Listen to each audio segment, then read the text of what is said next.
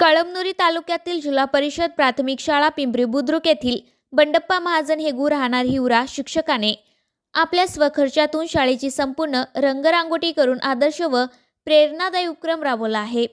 शाळेच्या इमारतीस नवसंजीवनी देत शिक्षकाने वर्गखोल्या तसेच शाळेतील भिंतीवर देखील विविध आकर्षक रंगाची देशभक्तीपर आणि विद्यार्थ्यांच्या शैक्षणिक दृष्टिकोनातून उपयुक्त अशी चित्रे व संदेश रंगवून शाळेचे रूपच पालटले आहे।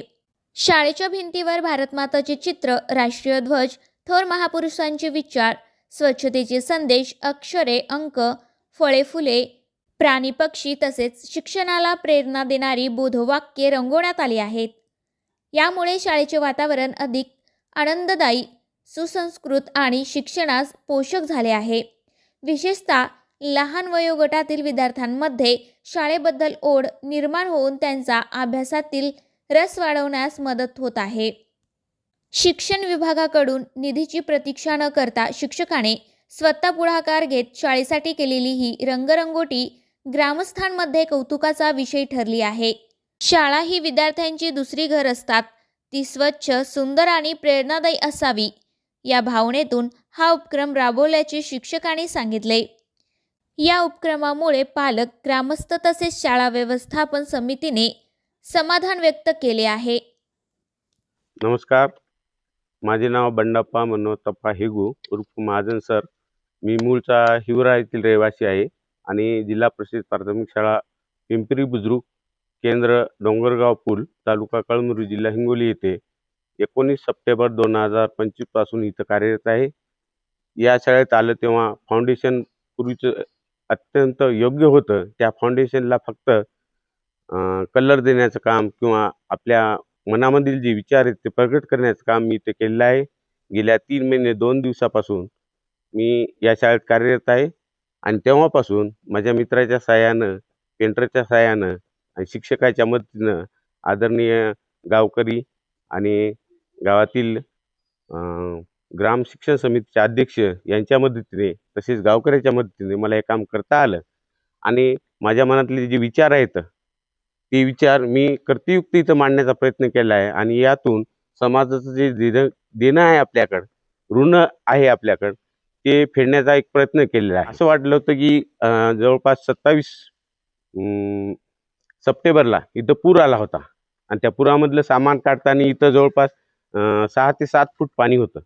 या वर्षीच्या अगोदर सुद्धा पाणी येऊन गेलं होतं आणि दुसरी एक गोष्ट की मुलांना त्या छोट्या छोट्या मुलं आहेत, 5वी पर्यंतची शाळा आहे आणि या मुलांना एक प्रकारची थोडी भीती वाटत होती। ती भीती निघून जावी, त्या मुलाच्या मनात भीतीच राहू नये, आपण कुठेतरी स्वर्गात म्हणजे चांगल्या वनामध्ये शेतामध्ये गेल्यासारखं वाटावं। या निमित्तानं मी काय केलं की मुलं जी भीत होती, काय त्यांच्या मनामध्ये भीती होती, बाबा पूर येते, आपलं काही संरक्षण होत नाही। आजीला वाटत होतं गावातल्या लोकांना की बा तिकडे पूर आलता, कशाला मुलाला पाठवा, 2 दिवस घरीच राहू द्यावा, मग प्रत्येक मूल रोजच्या रोज शाळेत यावं, त्यानं शाळा बुडून नये यासाठी मी त्यांच्यासाठी केली। शालेय व्यवस्थापन समितीने बऱ्याच प्रकारे मदत अशी केली आहे, रंगरंगोटीसाठी आलेले कलाकार, पेंटर किंवा कामासाठी आलेली माणसं आज पण कामाला आहेत, त्यांच्या खाण्यापिण्याची व्यवस्था ही केलेली आहे। आणि आर्थिक बाबतीत म्हणसाल तर मी त्यांना आणखी मागितलं नाही, पण आपल्याला माहीत आहे यावर्षी पावसाळा भरपूर झाला होता आणि या गावचं जवळपास 80 ते 90% शेत त्या येगावच्या परिसरात आहे, पूर परिसरात, आणि त्याच्यामध्ये पूर्ण परिसर पावसाळ्यामध्ये हे झाला होता, जास्त पाणी झालं होतं आणि पिकच नाही आले। 90% लोक शेतकरीच आहेत आणि त्याच्यामुळे मी त्यांना मागण्याचा प्रयत्न केला नाही, पण मी मागण्याचा प्रयत्न ग्रामपंचायतला केला। ग्रामपंचायतनं 2 दिवसापूर्वीच आम्हाला बरंचसं सामान आणून दिलं आहे। मला हे सांगायचं की इथे येणारा प्रत्येक विद्यार्थी त्याला 10वी पर्यंत फाउंडेशन तयार करून देण्यासाठी माझ्यापर्यंत जी काय मदत होईल ते मी करणार आहे। विद्यार्थ्यांना माझी एकच विनंती आहे की आपलं गाव आहे, आपली शाळा आहे आणि आपला अभिमान असावा त्यांना, आणि त्यांना शाळेत गेल्यानं आपली शाळा अशी तंदुरुस्त वाटावी। मुलं तर तंदुरुस्त आहेतच, त्याचं मन सुद्धा तंदुरुस्त राहावं अशी माझी। आता मी आलो तेव्हा 62 होती, आता एक विद्यार्थी वाढलाय, 63 झाली। शालेय पोषण आहार दुपार चालू असतो, इंटरव्हलच्या वेळेस म्हणजे 12:30च्या टायमाला देतो आम्ही। आणि विशेष म्हणजे केळीच्या पानं वापर करतो मी कधीमध्ये, माझ्या गावातून केळी, माझ्या शेतामध्ये केळी आहे, केळीच्या पानावर टाकून देण्याचा प्रयत्न करत असतो। त्यासाठी एवढंच मी सांगू इच्छितो की इथून जाणारा विद्यार्थी एक देशभक्ती 10वी पर्यंत जे फाउंडेशन लागते ते पूर्ण फाउंडेशन देण्याचा प्रयत्न करणार आहे. हे पायऱ्यापासून ते पूर्ण व्यवस्थित मी त्याचं फाउंडेशन करण्यासाठी जी काय बेसमेंट लागते ती तयार केलेलं आहे. प्रत्येक शिक्षक काम करत असते, ज्याची पद्धती असते आणि सर्वजणांनी योग्य पद्धतीनं करतीलच, करायलेतच, आणखी करावं अशी माझी इच्छा आहे. गावकऱ्यांचं ग्रामपंचायत आणि शालेय शिक्षण समितीचे अध्यक्ष, उपाध्यक्ष, इतर सदस्य, गावातले सरपंच मॅडम आणि उपसरपंच यांनी जे काही मी त्यांची अपेक्षा केली आहे त्या अपेक्षा पूर्ण करण्याचा नेहमी प्रयत्न केला आहे. आलू आहे, कांदा आहे, लसण आहे, मेथीची भाजी आहे, पुन्हा मिरची आहे, कोथिंबीर आहे, ते पाहायला मिळेल तुम्हाला. आणि त्याचा जवळपास आता उपयोग सुरू झालेला आहे, कारण पावसाळा बंद होऊनच जवळपास 1.5 महिना झाला आहे. 1.5 महिन्याच्या आधीच ती सुरुवात झाली. कोणते पीक यायला जवळपास महिन्याच्या वर वेळ लागतो. नाही, विद्यार्थ्यांना बिलकुल उपयोग होणार आहे. आता मेथीची भाजी, सध्या कोथिंबीर सुरू झाली आहे. याच्यानंतर आलू, मिरची, कांदा, लसण त्याला थोडा वेळ लागतो, त्यामुळं काही वेळानंतर येईल.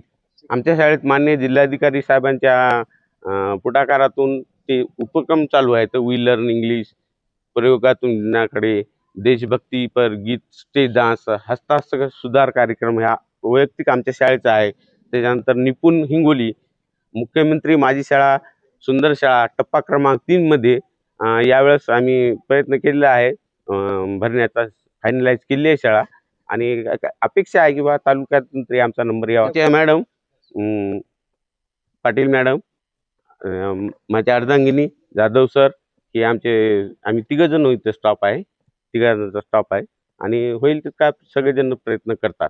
विशेष म्हणजे आणखी एक बाब तुम्हाला सांगायची राहिली असेल ते पाच इथं जवळपास शाळा सुरू झाली की सकाळीच वाहने राहत होते, पण आता मुलांना किंवा गावकऱ्यांना अध्यक्षांना विचारा, एकही वाहणार नाही, फक्त पहिल्या दिवशी वाहणार होते. हे दुसरे मी तुम्हाला आनंद दाखवतो. आता बिबट्याचा सध्या संचार चालू आहे महाराष्ट्रभर. ती दोरी लावली, ते बांधकाम चालू आहे आणि ते काय आपल्या त्या बॉटल भरून ठेवल्या आहेत, फक्त आज बांधायच्या बाकी राहिल्या. बिबट्या सुद्धा येणार नाही, बिबट्या येणार नाही.